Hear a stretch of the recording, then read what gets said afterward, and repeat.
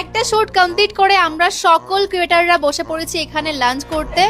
And এখানে পুরো সত্যি পুরো হস্টেলের মতোই লাগছে, যে আমরা যেমন টিভিতে দেখতাম না সবাই মিলে খেতে বসে, মানে এরকম আমরা পুরো সবাই মিলে বসেছি। মানে 20 জন না, এখন 20 জনও নেই এখানে, আর কিছু বাকি আছে। রিঙ্কি ওরা নেই, হ্যাঁ অনেক লোক বাকি আছে। অ্যান্ড আমাদের লাঞ্চের আজকে মেনু হচ্ছে ভাত, ডাল, আর ডিমের ঝোল, পাঁপড়, স্যালাড আর একটা শাক। এটা কি শাক? কি? স্কোয়াশ।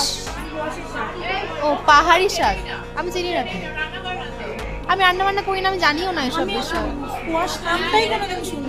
আমি চিনি না।